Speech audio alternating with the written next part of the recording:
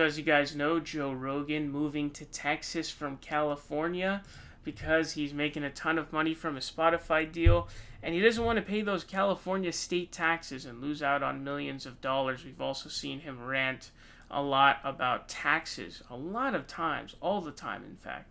And so he just posted an Instagram picture of his new JRE studio, which is starting to come together, and he auto sends out his Instagram post onto Twitter. And something that I noticed was that a lot of people who are conservatives are starting to get angry at Joe Rogan for moving to Texas. We saw Dave Rubin get pissed about that. I don't know if Dave Rubin was pissed about Joe Rogan moving to Texas as a Bernie supporter, or if he was mad that conservatives were happy about him as a Bernie supporter moving to Texas. But the reason why there are conservatives who are mad at him is because they're pissed off that he's going to move to California, but or move to Texas and not change his politics. Here's one tweet, for example. It says, "Vote for the same politicians you voted for in California, and you will quickly get the same result." Now, this is not an isolated incident. Some dude from Barstool sent out a tweet saying, "If Joe Rogan moves to Texas and then does not vote for Trump, he's kind of a scumbag." This tweet has 26,000 likes. Okay, that's what it has. So that's a lot of cosigns. Obviously, there's even more. This one just says, "Don't vote in California, policies in Texas." This one says, "Just don't go get to Texas and start voting for the same kind of idiots that effed up California.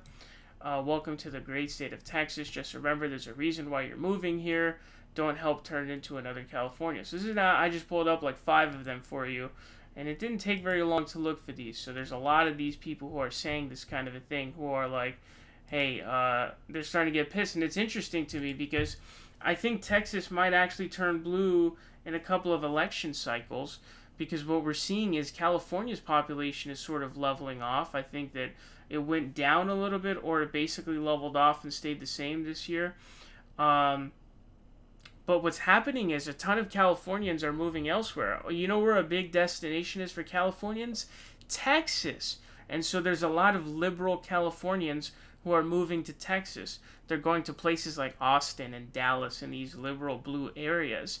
And so conservatives, especially Texans, are probably going to be sort of blown away and shocked when it starts to turn blue, as the state really starts to get flooded with Californians and just liberals in general, because liberals in California look at Texas, they're like, hey, I could go somewhere, Austin, it's not as expensive as California, and there will still be more as many like-minded people, and it's a new area, and there's not as many people, although there is a lot of people in those areas. They don't just have to move to Austin, they can be moving to other areas in there too, but it's more likely they're moving to places like Austin. So Texans, be aware. I would be having nightmares if I were a conservative Texan right now, because your state is getting flooded with a bunch of liberals, especially from California. So that's got to bring some sleepless nights if you are a Republican, and the race is already starting to get kind of close.